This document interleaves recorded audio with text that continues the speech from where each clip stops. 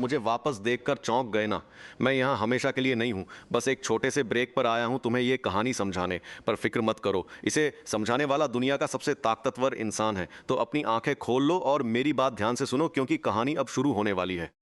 अब ये फान को थोड़ा समझ आ रहा था कि सोंग जी रो का ब्यूटी स्कोर आज तक सबसे ज्यादा क्यों बना हुआ है। वजह साफ थी, 172 सेंटीमीटर लंबी, शानदार कर्स वाली ये खूबसूरत हसीना वाकई में कमाल की दिख रही थी। ये फान अभी उसके पास जाकर हाय हेलो करने की सोच ही रहा था कि तभी एक नशे में धुत आदमी लड़खड़ाते हुए सोंग जीरो के पास से गुजरा। सोंग जीरो संभल पाती उससे पहले ही उस आदमी ने सोंग जीरो के हाथ में पकड़ी हुई ट्रे को टक्कर मार दी। गिलास में भरी शराब उस आदमी के सूट पर गिर गई। तभी गुआन मिंग जे चिल्लाते हुए बोला, अबे कुए, तुझे पता भी है मेरा ये सूट कितने का है? तूने इस पर टक्कर मारने की हिम्मत कैसे की? गुआन मिंग जे ने गाली देते हुए सोंग जी रो का हाथ पकड़ लिया और उसे सबक सिखाने की कोशिश करने लगा। सोंग जी रो ने अपना मासूम चेहरा ऊपर उठाया और धीरे से कहा, सर मुझे माफ कर दीजिए। उसका चेहरा देखते ही गुआन मिंग जे एक पल के लिए सन्न रह गया। उसने मन में सोचा, धत्त तेरे की, ये तो काफी सुंदर है। फिर उसने अपनी नीयत बदलते हुए कहा, सुनो, मैं कोई ऐसा इंसान नहीं हूं जो फालतू में किसी को परेशान करूं। एक काम करो, तुम आज रात मेरे साथ चलो, मेरे साथ एक रात गुजार लो, फिर मैं तुमसे इस सूट के पैसे नहीं मांगूंगा। क्या कहती हो? गुआन मिंग जे ये कहते हुए अपनी गंदी नजरों से सोंग जीरो को ऊपर से नीचे तक घूरने लगा, जैसे उसके मुंह से लार टपकने वाली हो। यह सुनकर सोंग जी रो डर के मारे पूरी तरह पीली पड़ गई। गुआन मिंग जे ने दोबारा कहा, अच्छे से मेरे साथ चलो, मैं तुम्हें बहुत खुश रखूंगा। इतना कहते ही गुआन मिंग जे ने जोर लगाते हुए सोंग जी रो को जबरदस्ती खींचना शुरू कर दिया। 17वां अध्याय, खौफ का दूसरा नाम। तभी एक जोरदार धमाका हुआ। ये फान ने एक जोरदार किक मारकर उस आदमी को सोंग जी रो से दूर कर दिया। उसने खुद को संभालते हुए अपने सामने खड़ा कर लिया, जिससे गुआन मिंगजे का संतुलन बिगड़ गया और वह सीधे पास के एक बार काउंटर से जा टकराया। गुआन मिंगजे ने लड़खड़ाते हुए उठकर गुस्से में चिल्लाना शुरू कर दिया, तू साला है कौन? मेरी फालतू की बातों में दखल देने की हिम्मत कैसे हुई तेरी? वहां मौजूद बाकी लोगों का ध्यान भी इस झगड़े की तरफ चला गया। हालांकि उनकी नजरों में ये फैन के इस काम के लिए कोई समर्थन नहीं था।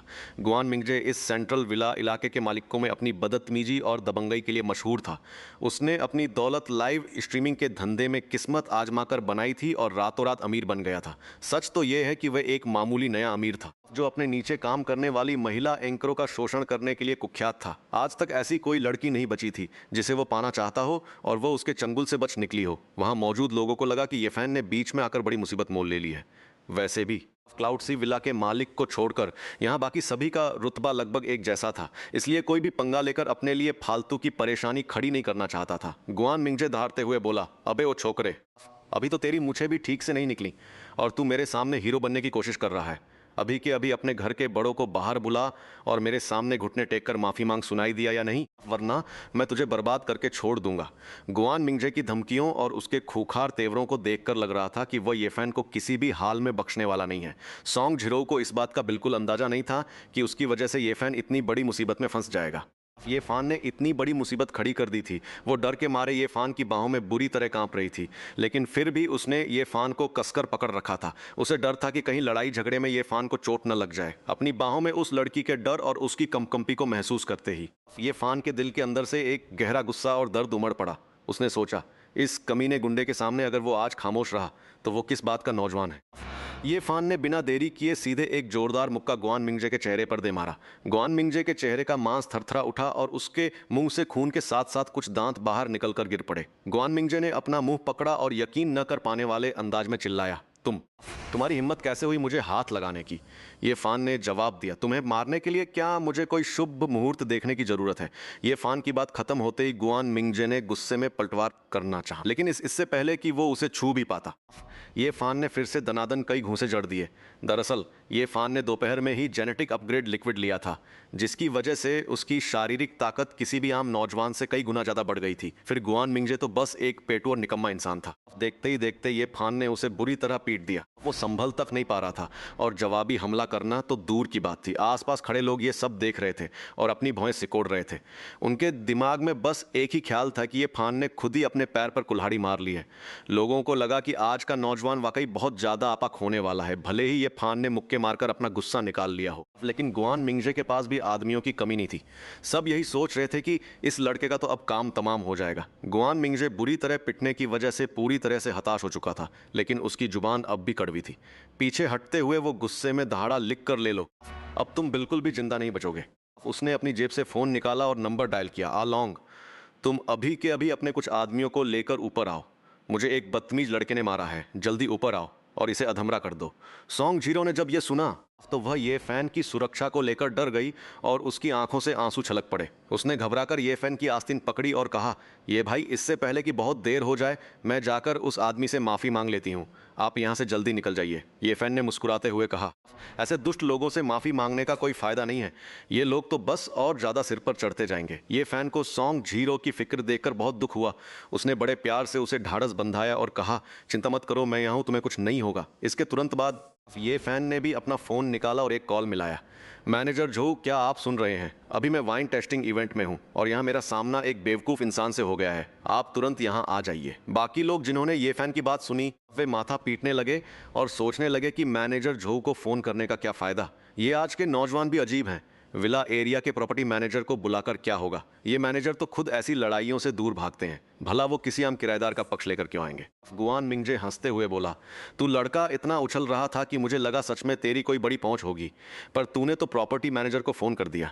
ठहर, अगर आज मैंने तेरी एक टांग नहीं तोड़ी तो मेरा नाम गुआन मिंगजे नहीं। तभी गुआन मिंगजे का आदमी आलोंग अपने कुछ पीले बालों वाले गुर्गों के साथ ऊपर आया। उसने पहुंचते ही पूछा, बॉस आप ठीक तो हैं? किसने आपको हाथ लगाने की जरूरत की है? गुआन मिंगजे ने अपनी ठुड्डी से ये फैन की तरफ इशारा किया और गाली देते हुए कहा, माँ की कसम वही है वो बदतमीज लड़का वही है, इसे पकड़ो और इतनी बुरी तरह मारो कि इसकी जान निकल जाए। अलोंग और उसके साथियों ने सिर हिलाया, अपनी आस्तीनें ऊपर चढ़ाई और सीधे ये फान की तरफ दौड़े। तभी एक जोर की आवाज आई, रुको। ये फान का फोन आते ही झो कीवेन वहां पहुंच चुका था। उसने जैसे ही उन लोगों को ये फान पर हमला करते देखा, उसने फौरन चिल्लाकर उन्हें रोकने के लिए कहा। झो कीवेन की चेतावनी सुनकर गुआन मिंगजे ने गुस्से में जमीन पर खून थूका और चिढ़कर बोला, झो मैनेजर, क्या आप वाकई हम मालिकों के आपसी मामले में दखल देना चाहते हैं? इस लड़के ने मुझे गुस्सा दिलाया है, आज चाहे जो हो जाए मैं इसे सबक सिखा कर ही रहूंगा, आपको बुरा न लगे, इसलिए मैंने पहले ही चेतावनी दे दी है। झो कीवेन ने यह फान की ओर एक नज़र डाली। उसने सोचा कि अगर ये फान ने उसे यहाँ बुलाया है तो इसका मतलब है कि उन्होंने उसे कुछ बातें जाहिर करने की अनुमति दे दी है। ये समझकर झो कीवेन का चेहरा गंभीर हो गया। अब उसने उसे गुआन ऑनर कहना बंद कर दिया और सीधे उसका नाम लेकर बोला, गुआन मिंगजे, क्या तुम्हें पक्का पता है कि तुम किसके साथ उलझ रहे हो? ये हमारे सेंटर विला एरिया के यूनहाई वन विला के मालिक मिस्टर ये फान है। यह सुनते ही वहां मौजूद हर शख्स के चेहरे पर सन्नाटा पसर गया और हैरानी साफ झलकने लगी। किसी के हाथ से शराब का गिलास छूटकर सीधे जमीन पर गिर गया। क्या ये वही नौजवान था जिसके बारे में सब लोग अभी तक पूछताछ कर रहे थे? क्या ये वही यूनहाई वन विला का मालिक है? गुआन मिंगजे ने जब ये सुना तो को उसका चेहरा सफेद पड़ गया। अगर ये वाकई यूनहाई वन का मालिक है तो 10 जन्म भी ले ले तब भी वह इस इंसान से उलझने की हिम्मत नहीं कर सकता था। ऐसे लोग जिनकी बैकग्राउंड इतनी ज़्यादा सीक्रेट और हाई लेवल की होती है, उनकी असल पहचान और ताकत का अंदाज़ा लगाना भी नामुमकिन है। ये सब वाकई में रूह कंपा देने वाले लोग हैं, लेकिन सामने खड़ा ये आदमी तो बेहद नौजवान लग रहा है। क्या सच में इसके पास इतनी बड़ी ताकत है? गुआन मिंगजे अभी भी अपनी किस्मत आजमाना चाहता था। उसने पूछा, मैनेजर झो, क्या आप जो कह रहे हैं वो सच है? झो कीवेन ने ठंडी आ भरते हुए कहा, गुआन मिंगजे, मुझे लगता है शराब ने तुम्हारा दिमाग खराब कर दिया है। ये फैन जो ये लॉर्ड के नाम से जाने जाते हैं, उनकी इतनी बड़ी हस्ती के बारे में क्या मुझे तुमसे मजाक करने की ज़रूरत है, जो खुद इस काबिल नहीं कि मेरा सामना कर सके? ये जवाब सुनते ही गुआन मिंगजे का चेहरा फौरन सफ़ेद पड़ गया। नशे की वजह से उसके चेहरे पर जो लालिमा थी वो भी डर के मारे गायब हो गई। वो खामोशी से अपने कूल्हों के बल पीछे खिसकने लगा, ये सोचकर कि शायद वो खुद को इस मुसीबत से बचा लेगा। आलोंग और बाकी गुर्गे कुछ समझ नहीं पा रहे थे, वे बस पूछ रहे थे कि क्या अभी भी हमला करना है। अचानक पूरी महफिल की नजरें गुआन मिंगजे पर टिक गईं। वो डर के मारे अधमरा हो गया। उसने मन ही मन सोचा, साले बेवकूफ़ों, इस वक्त अपनी जबान मत खोलो। गुआन मिंगजे की इस बुजदिली भरी हालत को देखकर ये फैन मुस्कुराया और बोला, बिल्कुल, हमला तो करना ही होगा। अभी अभी तुम्हारे बॉस ने कहा था ना कि वो मेरी एक टांग तोड़ देंगे, है ना? 18वां अध्याय। यह तो बहुत ही शर्मनाक है। गुआन मिंगजे ऊपर की तरफ देख रहा था जहां ये फैन उससे सवाल पूछ रहा था। अब उसे समझ नहीं आ रहा था कि जवाब दे तो क्या दे। उसके पास अपने ही गालों पर तमाचे मारने और ये फैन से माफ़ी मांगने के अलावा कोई चारा नहीं था। उसने कहा, ये सर, अभी मैंने जो कुछ भी कहा वो सब बकवास था। मैं उस वक्त होश में नहीं था, इसी वजह से ऐसी बेहूदी बातें कर बैठा। मैं आपसे माफ़ी मांगता हूँ।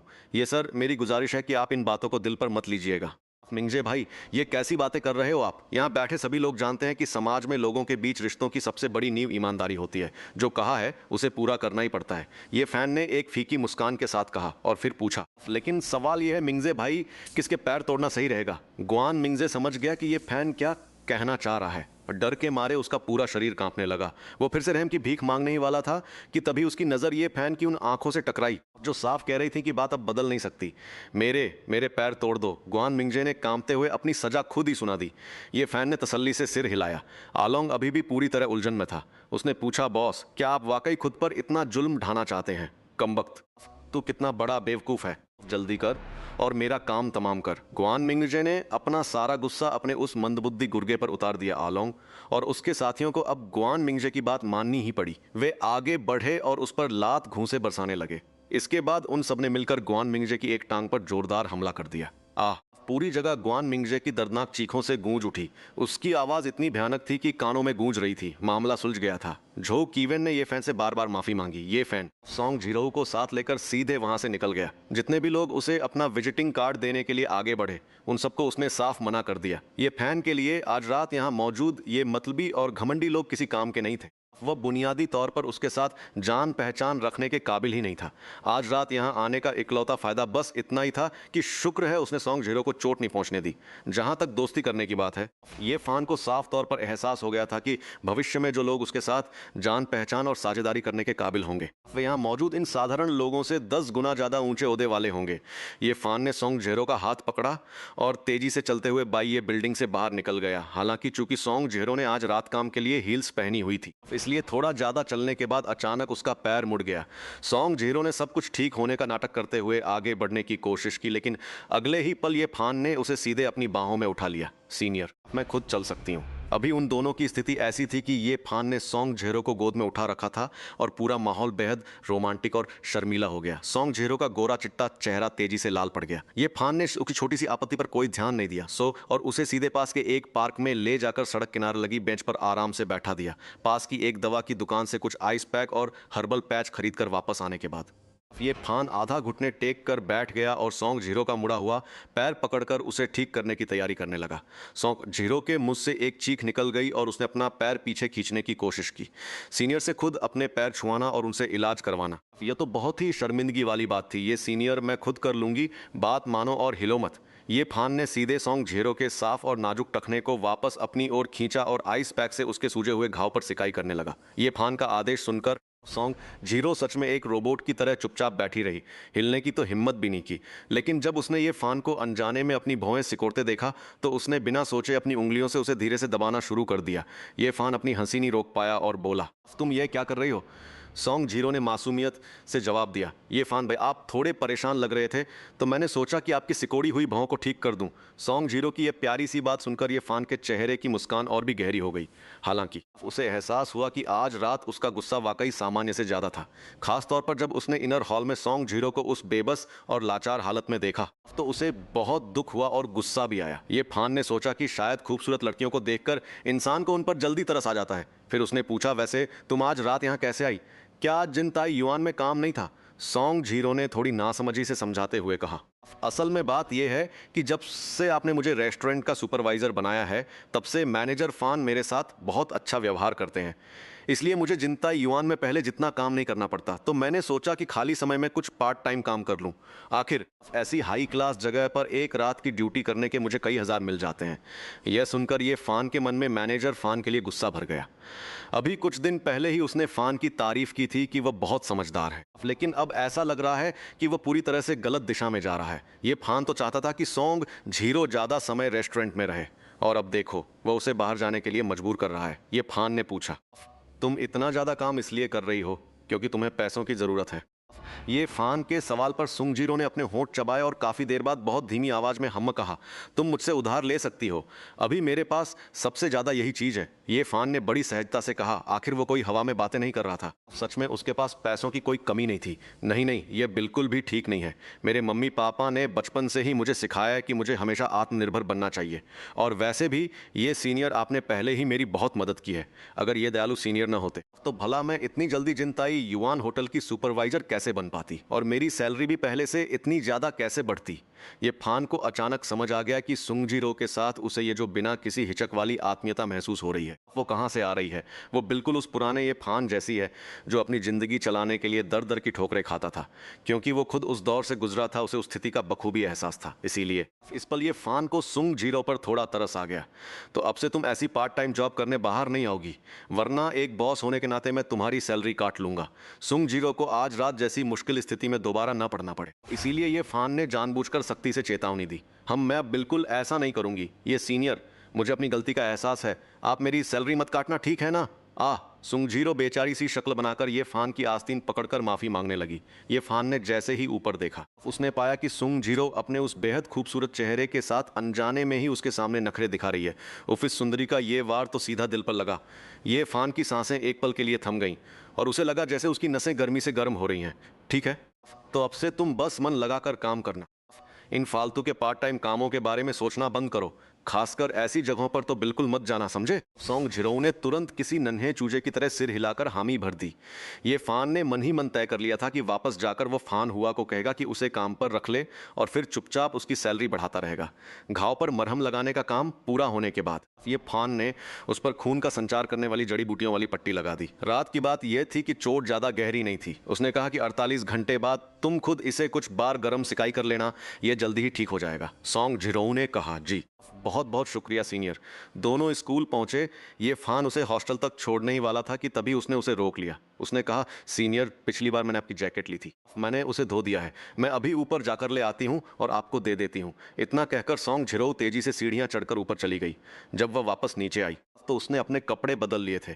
उसने एक पुरानी हुडी पहनी थी जो बार बार धोने की वजह से फीकी पड़ गई थी और उस पर कई जगह सिलाई के निशान भी थे। ये फान ने जैकेट ली और कहा, वीकेंड पर अपना समय खाली रखना, मैं तुम्हें नए कपड़े दिलाने ले जाऊंगा। सोंगजिरो मना करना ही चाहती थी कि उसने देखा ये फान पीठ पीछे हाथ हिलाते हुए दूर जा चुका था। न जाने क्यों उसके दिल में अचानक ही एक छोटी सी उम्मीद जाग उठी। 19वां अध्याय, टॉप लेवल बार। ये फान अपनी गाड़ी से स्कूल की पार्किंग की तरफ जा रहा था। तभी रास्ते में उसकी मुलाकात अपने उन तीनों रूममेट से हुई जो खाना खाकर हॉस्टल वापस लौट रहे थे। ये फान ने इडी रोकी और उन तीनों को हाय हेलो कहा। यांग जिंगहाओ और मेंग गुआंगुआ भी वहां मौजूद थे। ये फान की कोएनिक्स कार देखते ही वे लोग दौड़ पड़े और उसे हाथ लगाकर महसूस करने लगे। वाह, आखिरकार ये 2 करोड़ की सुपर कार का अनुभव मिल ही गया।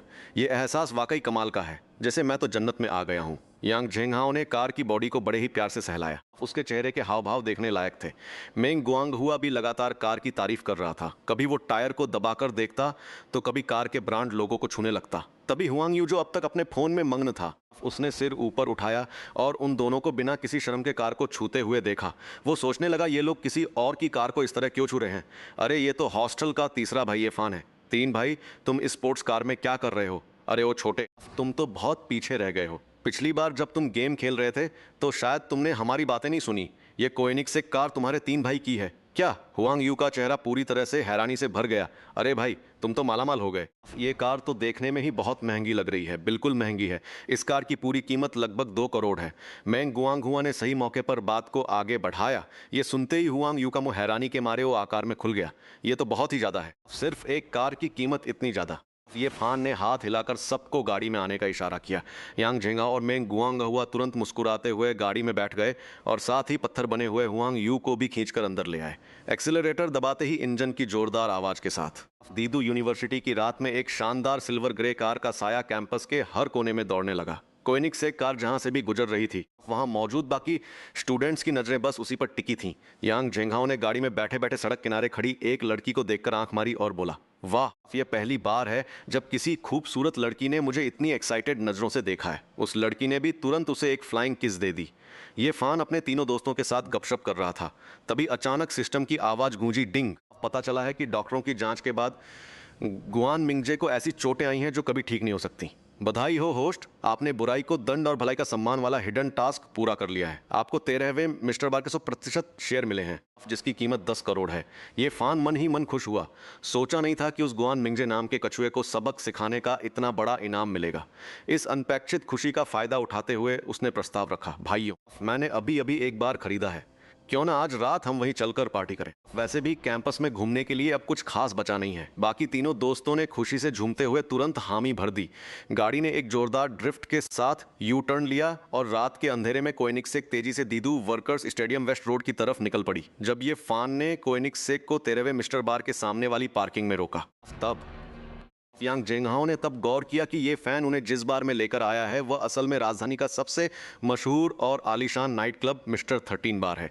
हे भगवान, ओल्ड 3 जिस बार को तुमने खरीदा है, क्या वह यही मिस्टर 13 बार है? यांग जेंगहाओ ने हैरानी से पूछा। हाँ, क्यों, क्या हुआ? क्या तुमने इस बार के बारे में सुना है? ये फैन ने पलट कर सवाल किया। हालांकि सिस्टम ने बार उसे दे तो दिया था, लेकिन खुद ये फैन को इन बार और नाइट क्लबों के बारे में ज़्यादा जानकारी नहीं थी। इसलिए जब उसने यांग जेंगाओ के चेहरे पर वह हैरानी देखी तो उसे भी इस बार की अहमियत जानने की जिज्ञासा हुई। अरे भाई, सिर्फ सुना ही नहीं है, यह मिस्टर 13 बार है। पूरी राजधानी में अगर यह दूसरे नंबर पर है तो पहले नंबर पर आने की हिम्मत कोई नहीं कर सकता। याद है, उस वक्त खबरों में आया था कि इस बार में पूरे 9 करोड़ से ज़्यादा का निवेश किया गया है। इसे राजधानी का सबसे लग्जरी नाइट क्लब माना जाता है। यांग जेंगहाओ की इस जानकारी ने मेंग गुआंग गहुआ और हुआंग यू के होश उड़ा दिए। उन्हें लगा था कि ये फैन ने शायद कोई छोटा मोटा बार खरीदा होगा, लेकिन उसने तो सीधे राजधानी का सबसे बेहतरीन क्लब ही अपने नाम कर लिया था। आखिर उसके पास कितना पैसा होगा? गाड़ी पार्क करने के बाद ये फैन तीनों को लेकर बार के मुख्य दरवाजे पर पहुंचा। सुरक्षा गार्ड उन्हें लाइन में लगकर सिक्योरिटी चेक कराने के लिए कहने ही वाला था कि तभी रोशनी में उसकी नज़र ये फैन के चेहरे पर पड़ी। गार्ड ने तुरंत सम्मान से ये फैन के सामने सिर झुकाया और कहा, नमस्ते बॉस। इसके बाद उसने चारों लोगों को सीधे वीआईपी रास्ते से अंदर ले लिया, जबकि बाकी सामान्य ग्राहकों को बाहर रुकना पड़ा। लाइन में चुपचाप खड़े रहो। वाह, सच में इस बड़े बॉस यानी लाओ सान के साथ अंदर आने का मजा ही कुछ और है। सर्विस भी एकदम वीआईपी मिल रही है। यांग झेंग ने मजाक करते हुए कहा, तुम तीनों मेरे भाई हो, याद रखना। अब तुम कभी भी यहाँ आओगे तो मेरे लोग तुम्हें बिल्कुल बॉस जैसा सही ट्रीट करेंगे। चारों दोस्त हंसते खेलते हुए इनर हॉल में दाखिल हुए। अभी 10:30 नहीं बजे थे। 13वें नंबर वाले जेंटलमैन बार का main focus high class luxury experience देना था, इसलिए यहाँ बाकी सस्ते बार्स की तरह कानों को फाड़ देने वाला बेकार म्यूजिक नहीं बज रहा था। यहाँ बहुत ही सुकून भरा और रिलैक्सिंग म्यूजिक चल रहा था। असली पार्टी तो 10:30 बजे के बाद शुरू होती है। ये फैन की नज़र तुरंत डीजे स्टेज के ठीक सामने वाली सबसे बेस्ट सेंटर सीट पर पड़ी और वो अपने तीनों दोस्तों को वहीं ले गया। जैसे ही वे उस सीट के करीब पहुंचे, सामने से लोगों का एक और ग्रुप आ गया और उसे लीड कर रहा था शी काई, जो उसी की क्लास का लड़का था और हॉस्टल में हमेशा ये फैन के रूममेट्स को परेशान किया करता था। ओ, तो ये फैन है, क्या बात है, एक गरीब हॉस्टल के लड़के भी अब ऐसी जगह आने लगे हैं। शिकाई ने ऊपर से नीचे तक देखते हुए तंज कसा। उसके पीछे खड़े बाहरी दोस्तों ने भी ये सुनकर जोर जोर से हंसना शुरू कर दिया। शिकाई ने आगे कहा, और तुम्हारी शक्ल देखकर लग रहा है कि तुम भी वही सीट चाहते हो जो हमने चुनी है। मेंग गुआंग हुआ को शिकाई का ये तेवर देखकर बहुत गुस्सा आया। उसने चिल्लाकर कहा, हम कहाँ बैठेंगे, इससे तुम्हें क्या मतलब? और तुम्हें किसने कहा कि यह सीट तुम्हारी है? अगर दम है तो इस सीट से पूछ लो कि वह तुम्हें अपनाती है या नहीं। शिकाई ने कभी नहीं सोचा था कि हमेशा सीधा साधा रहने वाला और उसकी बेइज्जती चुपचाप सहने वाला मेंग गुआंग हुआ आज उसका विरोध करने की हिम्मत करेगा। उसकी बात सुनकर शिकाई एक पल के लिए सकपका गया, लेकिन उसके आसपास उसके बाहर के दोस्त भी मौजूद थे। वह किसी भी हाल में इन गरीब लड़कों को अपने ऊपर हावी नहीं होने दे सकता था। शिकाई के दिमाग में एक चाल आई और उसने अचानक आसपास के लोगों को जोर से आवाज दी, दोस्तों क्षमा चाहता हूं कि आप सबको परेशान किया, लेकिन मुझे आप सबकी एक मदद चाहिए। मेरे और सामने बैठे इन 4 लोगों के बीच इस सीट को लेकर विवाद हो गया है, इसलिए मैंने फैसला किया है कि आज रात की पूरी खपत का आधा हिस्सा मैं चुकाऊंगा। अगर ये लोग मुझसे ज्यादा पैसा खर्च कर सकते हैं तो मैं ये सीट इन्हें दे दूंगा। आप लोगों को क्या लगता है? इन गरीब लड़कों को नीचा दिखाने का सबसे अच्छा तरीका यही था कि उन्हें पैसों के दम पर के कुचल दिया जाए। शिकाई अभी यह सोचकर ही खुश हो रहा था कि कैसे ये लोग शर्मिंदा होकर यहाँ से भाग जाएंगे। शिकाई की बात सुनते ही आसपास के ग्राहक खुशी से चिल्लाने लगे। उन्हें तो मुफ्त का फायदा मिल रहा था, इसलिए वे सब शोर मचाने लगे। देखते ही देखते पूरा हॉल ये फिल्मी आवाजें गूंजने लगा, उनके साथ मुकाबला करो, उनके साथ मुकाबला करो। चारों तरफ से हो रही इस हूटिंग के बावजूद ये फान बिल्कुल शांत था। उसने अपने तीनों दोस्तों को साथ लिया और शान से जाकर उस सीट पर बैठ गया। 20वां अध्याय, आमंत्रण। शिकाई को उम्मीद नहीं थी कि ये फान उसकी चुनौती को पूरी तरह नजरअंदाज कर देगा और सीधे अपने दोस्तों के साथ जाकर सीट पर कब्जा कर लेगा। आसपास के तमाशबीन अभी भी ये फान को उकसा रहे थे कि वह शिकाई से मुकाबला करे। शिकाई गुस्से में आगे बढ़ा, लेकिन ये फान तो उसकी परवाह ही नहीं कर रहा था। ये फैन की तरफ उंगली दिखाते हुए उसने कहा, तुम ये मत समझो कि तुम इस सीट पर बैठ गए हो तो ये तुम्हारी हो गई। या तो तुम मुझसे मुकाबला करो कि कौन ज़्यादा पैसे खर्च कर सकता है, या फिर अभी चुपचाप यहाँ से निकल जाओ, वरना अगर तुम अपनी सीट पर बैठ भी गए तो भी मैं सिक्योरिटी गार्ड्स को बुलाकर तुम्हें बाहर फिकवा दूंगा। ये फैन ने ठंडी हंसी हंसते हुए सीधे अपने हाथ में पकड़ी हुई 9 नंबर की किताब से शी काई की कमजोर उंगलियों को झटक दिया। उसने कहा, मेरी अपनी जगह के बारे में तुम मुझसे मुकाबला करने की बात कर रहे हो? तुम्हारी औकात भी क्या है? तुम्हें तो मुझसे मुकाबला करने का हक भी नहीं है, और अब से तुम दोबारा कभी यहाँ कदम रखने की हिम्मत भी मत करना। इतना बोलने के बाद ये फैन ने 9 नंबर की किताब यांग जेंगहाओ को दे दी ताकि वो उसे चेक कर सके, और खुद इत्मीनान से अपने दोनों हाथ फैलाकर सोफे पर आराम से पीछे की तरफ झुककर बैठ गया। शिकाई तो गुस्से से पागल ही हो गया था। उसने कहा, तुम लोग सच में इस जगह के लिए बिल्कुल नए गंवार हो। तुम्हें क्या लगता है कि बस इस सीट पर बैठ जाने से तुम यहाँ के मालिक बन गए? तुम्हारी अपनी जगह। तभी आसपास के लोग शोर मचाने लगे और चिल्लाने लगे। उधर बार मैनेजर क्वान पेंगई को जैसे ही खबर मिली कि मालिक आ गए हैं, वो घबराकर इनर हॉल की तरफ भागा। जैसे ही उसने अंदर कदम रखा, देखा कि उसके मालिक को सबने घेर रखा है और लोग उन पर चिल्ला रहे हैं। एक बेवकूफ़ इंसान मालिक के सामने खड़े होकर बकवास कर रहा था। क्वान पेंगई के माथे से पसीने की बूंदें टपकने लगी। वो दौड़कर वहां पहुंचा और चिल्लाया, सब लोग शांत हो जाइए। भीड़ हैरान होकर मैनेजर की तरफ देखने लगी कि वो अचानक ऐसे क्यों चिल्ला रहा है। तभी सबने देखा कि क्वान पेंगई बहुत ही अदब के साथ झुककर ये फैन के सामने आया। उसने अपना सिर जमीन तक झुका दिया और 90 डिग्री का झुककर ये फैन को सलाम किया। उसने कहा, मालिक, मुझे बहुत अफसोस है, मैं आने में थोड़ा लेट हो गया, जिसकी वजह से आपको और आपके मेहमानों को परेशानी हुई। क्वान पेंगई के इन शब्दों को सुनते ही वहां मौजूद बाकी सभी लोगों के चेहरे पर हैरानी के भाव आ गए। क्या ये नौजवान सच में राजधानी के इस सबसे बड़े और प्रीमियम बार का मालिक है? वहां मौजूद बेहद खूबसूरत लड़कियां अपनी नजरों से उन्हें सम्मान और चाहत भरी निगाहों से देख रही थीं। हाथ में ड्रिंक पकड़े हुए बाकी मर्द भी जिज्ञासा भरी नजरों से ये फान को देख रहे थे। उनकी आंखों में साफ जलन और ईर्ष्या दिखाई दे रही थी। दूसरी तरफ शिकाई का तो दिमाग पूरी तरह से सुन्न हो चुका था। आखिर यह 13 जेंटलमैन बार है। इस पूरी प्रॉपर्टी को खरीदने के लिए कम से कम 100 मिलियन का खर्चा आता है। स्कूल में तो ये फान की आर्थिक हालत बहुत खराब थी, फिर अचानक ये खबर कैसे आ गई कि वह इस बार का मालिक है? ये खबर तो किसी बड़े झटके से कम नहीं थी। शिकाई को इस बात पर बिल्कुल यकीन नहीं हो रहा था, लेकिन हकीकत सामने थी। यहाँ के मैनेजर को वह पहले भी कई बार देख चुका था। चूंकि शिकाई कोई बहुत बड़े रईस क्लाइंट नहीं थे, इसलिए मैनेजर हमेशा उन्हें इग्नोर करता था। लेकिन आज वही मैनेजर जिसे शिकाई इतना बड़ा आदमी समझते थे, ये फान के सामने डर के मारे कांप रहा है और उसे बॉस कहकर बुला रहा है। यह सब इस बात का सबूत था कि ये फान ही असल में इस बार का मालिक है। क्वान पेंगई एक कदम और आगे बढ़ा और बोला, बॉस, क्या मैं आपके और आपके मेहमानों के लिए अभी एक वीआईपी प्राइवेट रूम का इंतजाम कर दूं? ये फान ने मना करते हुए कहा, इसकी कोई ज़रूरत नहीं है, मुझे यहीं बैठना पसंद है। यहाँ का नज़ारा भी अच्छा है और काफ़ी रौनक है। इसके बाद ये फान ने अपनी एक नज़र पास खड़े शिकाई की तरफ डाली। ये फान की नज़रों को देखते ही शिकाई डर से कांप उठा। क्वान पेंगी ने भी ये फान के इशारे को तुरंत समझ लिया और फौरन शिकाई की तरफ मुड़ गया। शिकाई को बाहर धक्का देते हुए वह आदमी बोला, सुनो, तुमने हमारे बड़े बॉस को नाराज किया है। मतलब तुम सीधे हमारे पूरे शी-सान ग्रुप से पंगा ले रहे हो। तुम्हारे लिए बेहतर यही है कि अपनी हद में रहो और यहाँ से दफा हो जाओ। इसके बाद से हमारे हमारे शी-सान साहब तुम्हें कभी भी अंदर आने की इजाजत नहीं देंगे। शिकाई और उसके दोस्त एक दूसरे का मुंह देखते रह गए। उनकी बहुत बेइज्जती हो रही थी, लेकिन किसी की भी कुछ बोलने की हिम्मत नहीं हुई। आसपास खड़े लोग तुरंत उनके खिलाफ हो गए। सबने शोर मचाना शुरू कर दिया और अंगूठा नीचे करके उनकी हंसी उड़ाई। तभी कुछ सुरक्षा गार्ड वहां पहुंचे और उन्होंने जबरदस्ती शिकाई और उसके दोस्तों को पकड़कर बार से बाहर फेंक दिया। बार का मालिक ये फान के पास आया और बड़े अदब से बोला, बॉस, मैं आपकी टेबल पर सबसे पहले एक शेन लॉन्ग सेट लगवा देता हूँ।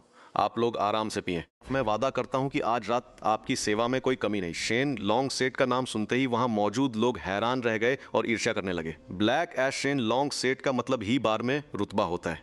एक सेट की कीमत ही 88,888 रुपए है। बाकी लोग तो बड़ी मुश्किल से पैसे जोड़कर आए 1,099 रुपए वाला छोटा शेन लॉन्ग सेट ले पाते हैं और उसी की बड़ी बड़ी बातें करते हैं। लेकिन यहाँ तो मालिक खुद ही बिना किसी पैसे के एक बड़ा सेट फ्री में ले आया। जब मर्जी आए पियो। वाकई लोगों की तुलना करना ही बेकार है, ये तो सिर्फ जलने वाली बात है। दूसरी तरफ यांग जेंगहाओ ये देख रहा था कि कैसे शिकाई को बुरी तरह बेइज्जत करके बाहर निकाल दिया गया। उसे लगा था कि शायद शिकाई कोई मुकाबला करेगा, लेकिन ये फान ने तो उसकी तरफ देखा तक नहीं और सीधे बाहर का रास्ता दिखा दिया। सच में शिकाई को गलत फहमी थी कि वह अपने पिता के पैसों के दम पर किसी को भी डरा सकता है। मेन कुआं हुआ भी बहुत खुश था कि वह आज हमारे तीसरे नंबर के भाई के बराबर खड़ा हो पाया है। आखिरकार उसे उन लोगों से बदला लेने का सुकून मिल गया जो हमेशा शाई काई और उसकी टोली के सामने उसे नीचा दिखाया करते थे। वैसे तो मेन कुआं हुआ को शाई काई के लोगों की सबसे ज़्यादा बातें सुननी पड़ती थीं, लेकिन हॉस्टल में सबसे बड़ा होने के नाते वो सब कुछ चुपचाप सह लेता था ताकि उसके बाकी भाई परेशान न हो। पर आज उसके दिल का सारा बोझ हल्का हो गया था। उसने सीधे शराब की एक बोतल उठाई और गटागट पी गया। ये फैन ने बिना किसी को पता चले उसके कंधे पर हाथ रखा उसने मन ही मन ठान लिया कि अब से वो अपने भाइयों को एक रत्ती भर भी दुख नहीं होने देगा। उधर कुआं पेंग यी ने कुछ बेहद खूबसूरत और ग्लैमरस लड़कियों को वहां बुला लिया। बाकी तीनों दोस्तों ने पहले कभी ऐसा माहौल नहीं देखा था, इसलिए वे जोश के साथ साथ थोड़े घबराए हुए भी थे। ये फैन ने माहौल को और खुशनुमा बनाते हुए कहा, भाई लोग, यहाँ सब कुछ भूलकर बस एंजॉय करो। अगर आसमान भी सिर पर गिर पड़ा तो उसे संभालने के लिए मैं खड़ा हूँ। उसकी बात सुनकर तीनों के झिझक कम होने लगी। लड़कियां उन्हें अपने हाथों से शराब पिलाने लगी। यांग चेंग हाओ सबसे पहले रंग में आया। वह शराब पीने के साथ साथ लड़कियों से मजाक भी कर रहा था और फ्लर्ट भी, जिससे वो लड़कियां हंसते हंसते लोटपोट हो रही थीं। वहीं मेन कुआं हुआ अभी भी थोड़ा सीधा और घबराया हुआ था। लड़की उसे शराब पिलाती तो वह जल्दी जल्दी एक एक गिलास गटक जाता। उसके इस भोलेपन पर लड़की भी मुस्कुरा पड़ी और उसे धीरे पीने के लिए उसके सीने को सहलाने लगी। हवांग यू तो पूरी तरह से एक शर्मीला लड़का साबित हुआ। उसकी नजरें बस अपने फोन पर टिकी थी ताकि वह इस अजीब स्थिति से बच सके। उसका ऐसा बर्ताव देख पास बैठी लड़की को इतना गुस्सा आया कि गुस्से से उसका सीना फूलने लगा। तभी लड़की ने ये फैन की तरफ देखकर पूछा, ये बॉस, आप कौन सी शराब पीना पसंद करेंगे? फ्रेंजा नाम की लड़की ये फान के बगल में बैठी थी, जो उस पूरे सोफे पर सबसे खूबसूरत लग रही थी। वह अपनी पतली और सुरीली आवाज में ये फान से नखरे दिखा रही थी और जानबूझकर अपना शरीर उससे सटा रही थी। ये फान ने जब उसके सिर के ऊपर देखा तो उसे 88 अंक दिखाई दिए, जिससे वह थोड़ा निराश हो गया। इससे पहले वो जिन लड़कियों के साथ रहा था वे सभी 90 अंक से ऊपर की टॉप क्लास सुंदरियां थीं। अब ऐसी लड़कियां जो न तो उसके लिए कोई फायदा पैदा कर सकती थीं और न ही बहुत ज्यादा मेकअप थोपे हुए थीं। उनमें उसकी दिलचस्पी न के बराबर थी, लेकिन उस लड़की के पास लुभाने के तरीके बहुत थे। थोड़ी ही देर की छेड़छाड़ के बाद ये फान के भीतर भी आग सुलगने लगी थी। ये फान का एक हाथ लड़की के शरीर पर घूम रहा था, जबकि दूसरे हाथ से उसने फोन उठाया और छियाओशी तिंग को कॉल लगा दिया। दूसरी तरफ अभी अभी नहाकर निकली छियाओशी तिंग ने जैसे ही फोन पर यह फान का नाम देखा, उसका दिल एक पल के लिए धड़कना भूल गया। उसने फौरन कॉल रिसीव की और पूछा, हेलो, इतनी रात को क्या कोई खास बात है ये साहब? ये फान बोला, छियाओ मिस, अभी मैं 13 नंबर बार में अपने दोस्तों के साथ शराब पी रहा हूँ। क्या आप यहाँ आने में दिलचस्पी रखती हैं? इस मांग को रखने के बाद दोनों की तरफ से कुछ सेकंड की खामोशी छा गई। छियाओशी तिंग जाहिर तौर पर समझ गई थी कि इतनी रात को इस तरह के न्योते का क्या मतलब होता है। उसने अब तक खुद को संभाल कर रखा था ताकि सही इंसान के मिलने पर वो अपना दांव सटीक लगा सके, इसलिए ये फान के इस न्योते को ठुकराने का उसके पास कोई कारण नहीं था। उसने कहा, ठीक है ये साहब, मैं बस थोड़ी ही देर में पहुंचती हूँ। छियाओशी तिंग ने अपनी सबसे महंगी परफ्यूम निकाली और उसे छिड़का, फिर अपनी कंधों को दिखाने वाली काली ड्रेस पहनी जो उसके लिए किसी युद्ध के कवच जैसी थी। उसने अपने पैरों में काली रेशमी जुराबें पहनी और कार में बैठकर फौरन उस जगह के लिए निकल पड़ी। 13वें नंबर के साहब के बार में जश्न का माहौल जोरों पर था। तभी अचानक जॉर्ज शिटिंग वहां पहुंची। जब वह ये फान की सीट के पास पहुंची तो वहां का नजारा कुछ ऐसा था। सोफे पर एक तरफ मेंग गुआंग हुआ नशे में धुत होकर गहरी नींद में सो रहा था। यांग का तो पता ही नहीं था कि वह किस लड़की के साथ कहां गायब हो गया और हुआंग यू पास के एक होटल में कमरा लेकर गेम खेलने निकल गया था। बीच वाले सोफे पर यह फान एक बेहद आकर्षक और सजी धजी महिला के साथ बैठा था। जैसे ही उसने जॉर्ज शिटिंग को आते देखा, उसने हाथ के इशारे से उस महिला को जाने के लिए कहा और जॉर्ज शिटिंग को अपने पास बैठने का इशारा किया। वह महिला जाते जाते जॉर्ज शिटिंग को नफरत भरी नजरों से देखती रही, पर उसे अनमने मन से वहां से हटना ही पड़ा। जॉर्ज शिटिंग ने ये फान के पास बैठकर उसके लिए ड्रिंक का एक गिलास भरा। जैसे ही वे गिलास उसके होठों तक ले गई, उसने हाथ पीछे खींच लिया और खुद ही एक घूंट पी ली। उसकी आवाज और चेहरे के हाव भाव में हल्की सी शिकायत थी। उसने कहा, तो इसका मतलब है कि अभी आप पहले से ही किसी के साथ व्यस्त थे? तो फिर मेरे यहाँ आने से तो मैंने आप दोनों का समय खराब कर दिया है ना? ये फान ने सिर झुकाकर उसकी तरफ देखा और चेहरे पर एक शरारती मुस्कान लिए बोला, जॉर्ज जी, क्या आप जलन महसूस कर रही हैं? जॉर्ज शिटिंग ने तंज कसते हुए बात जारी रखी, ये साहब, आप इतने बेहतरीन जो हैं तो जाहिर सी बात है कि लड़कियां तो आप पर फिदा होंगी। ये फान ने सीधे और साफ लहजे में पूछा, अगर बाकी लड़कियां मुझ पर फिदा होना चाहती हैं तो फिर आपका क्या ख्याल है? दोनों के बीच हुई इस बातचीत और जुबानी जंग के बाद अब बात बिल्कुल साफ हो चुकी थी और उनके इरादे जाहिर हो गए थे। क्योबिन को अब और ज्यादा दिखावा करने की जरूरत नहीं थी। उसने अपने शरीर को थोड़ा सा हिलाया और ये फैन के करीब हो गई। उसकी कंधे से उतरती हुई छोटी सी पार्टी ड्रेस धीरे से और नीचे खिसक गई, जिससे उसके खूबसूरत कंधे और कॉलरबोन पूरी तरह से नजर आने लगे।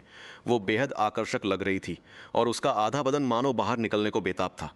उसने शरारत भरे अंदाज में कहा, अगर मैं कहूं कि मैं बस आप पर गिरना चाहती हूं तो क्या आप मिस्टर ये मानेंगे? क्यों बिन ने जानबूझकर ये फैन के कान के पास गर्म सांसें छोड़ी और उसके होठों को अनजाने में ये फैन के कान के बाहरी हिस्से से धीरे से रगड़ दिया। ये फैन के अंदर की गर्मी तुरंत बढ़ गई। उसने सोचा, ये औरत वाकई एक चुड़ैल है। ये फैन ने अपना हाथ क्यों बिन की काली जुराबे पहनी टांगों पर रख दिया और बोला, ठीक है तो तुम कोशिश करके देख लो। अनुमति मिलते ही क्योबिन ने अपने मुंह में थोड़ी सी ब्लैक स्पेडे शैंपेन भरी और उसे एक प्यार भरे चुम्बन के जरिए यह फैन के होठों तक पहुंचा दिया। शराब की खुशबू दोनों के होठों के बीच घुलने लगी, जिससे माहौल और भी ज्यादा रोमांटिक हो गया। दोनों के हाथ भी अब शांत नहीं बैठ रहे थे। काउच पर ज्यादा जगह नहीं थी, इसलिए थोड़ी देर में ये फैन ने क्योबिन की पतली कमर को पकड़ा और उसे भीड़ से भरे डांस फ्लोर पर ले आया। दोनों एक दूसरे से सटकर डांस करने लगे। थोड़ी ही देर में ये फैन की छेड़छाड़ से क्योबिन का पूरा शरीर लाल पड़ गया और वह घबराहट में बोली कि उसके पैर कांप रहे हैं। इसके बाद ये फैन सीधे क्योबिन को बार के अंदर बने अपने निजी आलीशान कमरे में ले गया। वहां दोनों सुबह होने तक खेलते रहे और उन्होंने हर तरह के तरीके आजमाए। ये फैन का तन और मन पूरी तरह से तृप्त हो गया था। जब कमरे में सूरज की रोशनी पड़ी तो एलिट लेवल की अपग्रेडिंग के बाद ये फान पूरी रात जागने के बावजूद अभी भी काफ़ी फ्रेश महसूस कर रहा था, जबकि छियाओ शितिंग थकान से पूरी तरह चूर हो चुकी थी। ये फान को उठते हुए देखकर उसने तुरंत उसकी कमर को कसकर पकड़ लिया और अपनी थोड़ी भारी आवाज में बोली, तुम अभी क्यों जा रहे हो? क्या तुम मेरे साथ थोड़ा और वक्त नहीं बिता सकते? साथ ही ये फान को बिल्कुल भी थका हुआ न देखकर छियाओ शितिंग को लगा कि शायद उसके परफॉर्मेंस में कोई कमी रह गई थी, इसलिए वह थोड़ी नजाकत के साथ सफाई देते हुए बोली, ये तो मेरा पहली बार था। ये फान हैरान रह गया। उसने सोचा नहीं था कि छियाओ शितिंग, जो दिखने काफ़ी अनुभवी लग रही थी, उसने अब तक अपने उसूलों को कायम रखा था। इस बात ने ये फान के दिल में उसके लिए और भी ज़्यादा जगह बना दी। ये फान ने उसे प्यार से तसल्ली देते हुए कहा, मुझे बस कुछ ज़रूरी काम से जाना पड़ रहा है। वैसे भी अब तुम मेरी विला की मैनेजर बन चुकी हो, तो आगे मेरे पास तुम्हारे साथ वक्त बिताने के लिए काफ़ी समय होगा। ये फान ने शरारत भरी मुस्कान के साथ उसकी नाक को हल्के से छुआ, जिसके बाद छियाओ शितिंग को काफी सुकून मिला और भविष्य में होने वाली अपनी बेहतरीन जिंदगी के बारे में सोचकर उसके गाल शर्म से लाल हो गए। 13वें नंबर के बंदे के पास से निकलने के बाद ये फान सीधा अपनी पुरानी इंटर्नशिप कंपनी पहुंचा, जो कि उस वन पंच कंपनी की एक सब्सिडियरी कंपनी थी जिसे उसने पिछली बार हासिल किया था। लेकिन इस बार का नज़ारा कुछ अलग होने वाला था। वो अपनी शानदार स्पोर्ट्स कार लेकर आया था ताकि कंपनी के अंदर मौजूद उन तमाम घटिया लोगों को बाहर निकाल फेंके जिन्होंने पहले उसे परेशान किया था। लिफ्ट से 15वीं मंजिल पर पहुंचकर जैसे ही उसने कंपनी के अंदर कदम रखा, रिसेप्शनिस्ट ने फौरन उसे देखकर ग्रीट किया। उसने कहा, शाओ फान तुम, और वन पंच कंपनी की बात तुरंत ये फान के सामने छिड़ गई। कुछ समय बाद यहाँ वापस आया तो अचानक इतना ज़्यादा हैंडसम कैसे हो गया? फ्रंट डेस्क पर बैठी छोटी मियाँ वो लड़की थी जो पहले से ही ये फैन के साथ काफ़ी अच्छा बर्ताव करती थी। दोनों एक दूसरे को थोड़ा बहुत जानते थे। ये फैन मुस्कुराते हुए आगे बढ़ा और सीधे अपना हाथ बढ़ाकर मियाँ की उंगलियों को हल्का सा छुआ। मियाँ दीदी, आप भी आजकल पहले से काफ़ी ज़्यादा खूबसूरत हो गई हो। ये फैन के उस हैंडसम चेहरे को देखकर जब उसने ये बात कही तो मियाँ का चेहरा टमाटर की तरह लाल हो गया। इससे पहले ये फैन उसकी नज़रों में एक सीधा साधा चुपचाप रहने वाला इंटर्न ही था जो ज़्यादा बातचीत नहीं करता था। लेकिन आज वापस आकर ये अचानक इतना फ्लर्ट कैसे करने लगा? उसकी सालों से सोई हुई दिल की धड़कने जो फिर से जोर जोर से धड़कने लगी थी उसे रोक नहीं पाई। तो ठीक है, मैं अंदर एचआर से मिलने जाता हूँ, आप अपना काम जारी रखिए मियाँ दी। उस वक्त तक मियाँ ये फैन के आकर्षण में इतनी खो चुकी कि बस बिना कुछ सोचे समझे सिर हिलाती रही और उसे अंदर जाते हुए देखती रही। ये फैन एचआर ऑफिस की तरफ बढ़ने ही वाला था ताकि अपनी पहचान बता सके और उस ग्रुप लीडर नी झांग को निकाल सके जिसने उसे हमेशा परेशान किया था। ऐसा इंसान जो कंपनी के अंदरूनी माहौल को खराब करता है, उसे उसकी कंपनी में रहने का कोई हक नहीं है। हालांकि अभी उसने कुछ ही कदम बढ़ाए थे कि सामने से भौहें सिकोड़े हुए नी झांग आता हुआ दिखाई दिया। ये फैन को देखते ही नी झांग का गुस्सा 7वें आसमान पर पहुंच गया। अरे वाह, ये फैन, आखिर तुम्हें वापस आने की सूध आई गई। मेरा अंदाजा है कि तुम आज यहाँ अपना इस्तीफा देने आए हो, है ना? लेकिन तुम ये मत सोचना कि इस्तीफा देने से ही तुम्हारी सारी मुसीबतें खत्म हो जाएंगी। काम करने का अब कोई फायदा नहीं है, क्योंकि आने वाले समय में कंपनी की सभी सहायक कंपनियों के प्रतिनिधि यहाँ मीटिंग के लिए आने वाले हैं। मुझे अभी एक चपरासी की जरूरत है। तुम अभी के अभी चाय वाले कमरे में जाओ और चाय तैयार करो। फिर थोड़ी देर में सभी अधिकारियों को जाकर चाय सर्व करना। वह दुष्ट व्यक्ति एक के बाद एक लगातार बड़बड़ाए जा रहा था। उसकी वह घिनौनी हरकतें बिल्कुल वैसी ही थी जैसी हमेशा हुआ करती थी। अगर यह पहले वाला ये फैन होता तो उसे बहुत गुस्सा आता और यह सब अन्याय लगता, लेकिन अब यह फैन जानता था कि वह पूरी तरह से सर्वोच्च शिखर पर खड़ा है, इसलिए उस दुष्ट व्यक्ति को इस हालत में देखकर उसे हंसी आ रही थी। शायद लोग इसीलिए कहते हैं कि जब आप पर्याप्त ऊंचाई पर पहुंच जाते हैं तो कुछ लोगों में आपको गुस्सा दिलाने की औकात तक नहीं बचती। ये फैन का मूड इस वक्त काफी अच्छा था। उसने बड़बड़ाते हुए उस दुष्ट को देखा और अचानक उसके मन में शरारत सूझी। सिर्फ नौकरी से निकालना ही क्या काफी है? इसे तो ऐसा सबक सिखाना हो कि पसीने छूट जाएं। ये फैन ने थोड़ी हिचकिचाहट का नाटक करते हुए पूछा, क्या तुम वाकई चाहते हो कि मैं चाय परोसूं? वह दुष्ट व्यक्ति ऐसा हैरान हुआ जैसे उसे यकीन न हो कि ये फैन ने उसे पलटकर जवाब देने की हिम्मत कैसे की। उसने कहा, बिल्कुल, तुम ये मत सोचो कि कल के बाद तुम कंपनी में नहीं रहोगे तो कुछ नहीं होगा। मैं तुम्हें बता रहा हूं कि अगर तुमने आज काम ठीक से नहीं किया तो अपनी पहुंच और काबिलियत के दम पर मैं तुम्हारे नाम को पूरी इंडस्ट्री में बदनाम कर दूंगा। फिर तुम्हें कहीं भी कोई काम नहीं देगा। क्या तुम मुझ पर यकीन नहीं करते? इतना कहकर वह दुष्ट व्यक्ति वापस अपने मीटिंग रूम की ओर तेजी से बढ़ गया ताकि अपनी पीपीटी तैयार कर सके। अगर इस बार वह सभी प्रतिनिधियों के सामने अच्छा प्रदर्शन कर लेता है तो अगली बार प्रमोशन की लिस्ट में उसका नाम पक्का होगा। बस यह सोचकर ही वह खुश हो रहा था। प्रमोशन और सैलरी बढ़ने की बात सुनकर वह खुशी के मारे फूला नहीं समा रहा था। ये फैन उस नीच इंसान को तेजी से जाते हुए देखता है और उसके चेहरे पर एक हल्की सी मुस्कान आ जाती है। उसे थोड़ी प्यास भी लगी थी, तो उसने सोचा कि क्यों न चाय पीते पीते अपनी कंपनी की इंटरनल मीटिंग को सुना जाए। अध्याय 22। चेयरमैन मेरे बगल में। ये फैन ने चाय वाले कमरे में जाकर अपने लिए सबसे महंगी दा होंग पाओ चाय बनाई और फिर आराम से चलते हुए कंपनी के बड़े से कॉन्फ्रेंस हॉल में घुस गया। जैसे ही उसने हॉल का दरवाजा खोला, वह नीच इंसान स्टेज पर पूरे जोश के साथ अपना प्लान समझा रहा था, लेकिन उसे इतनी लंबी चौड़ी बातें करते हुए और प्लान की बारीकियों पर लचर जानकारी देखकर यह फैन समझ गया कि ये आइडियाज भी उसने किसी इंटर्न से जबरदस्ती छीने होंगे। उस वक्त मीटिंग हॉल में मौजूद दूसरी सब्सिडियरी कंपनियों के प्रतिनिधि बहुत ध्यान से उसकी बातें सुन रहे थे, इसलिए किसी ने भी अंदर आए हुए ये फैन पर ध्यान नहीं दिया। ये फैन धीरे धीरे चलता हुआ स्टेज के बिल्कुल सामने वाली आखिरी मुख्य कुर्सी पर जाकर बैठ गया। उसने चाय के कप में फूंक मारी और धीरे धीरे चुस्कियां लेने लगा। उस नीच इंसान ने जब ये फैन को इतनी बदतमीजी करते हुए देखा तो वह तुरंत रुक गया और अपनी उंगली से ये फैन की तरफ इशारा करते हुए चिल्लाने लगा, ये फैन, तुम ये क्या कर रहे हो? तुम्हें अंदर इसलिए बुलाया गया था ताकि तुम यहाँ मौजूद प्रतिनिधियों को चाय पानी सर्व कर सको।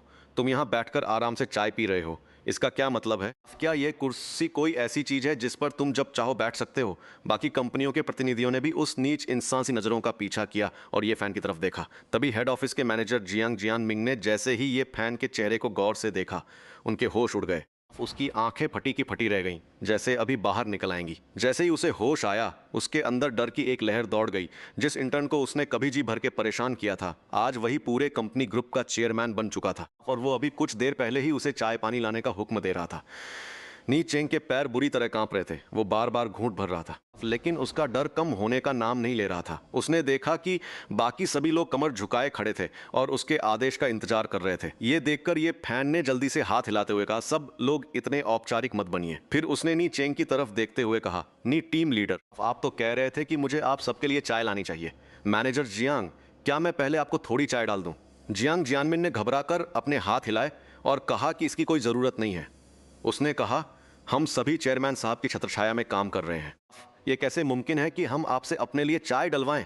इतना कहते ही उसने मेज पर जोर से हाथ मारा और नी चेंग की तरफ चिल्लाते हुए बोला, अपनी एक ग्रुप लीडर, क्या तुम पागल हो गए हो? तुमने ये बोर्ड चेयरमैन के लिए मीटिंग में सम्मानजनक सीट का इंतजाम नहीं किया, ये तो अलग बात है, पर तुम्हारी हिम्मत कैसे हुई उन्हें चाय और पानी पिलाने की? क्या तुम्हारा दिमाग फिर गया है? नीए अब एक शब्द भी बोलने की हिम्मत नहीं कर पा रहा था। अगर उसे पहले से पता होता कि ये फान अब ग्रुप का चेयरमैन बन चुका है तो 10 जन्मों की भी हिम्मत मिल जाती तो भी वह ऐसा करने की जरूरत नहीं करता। क्या हुआ?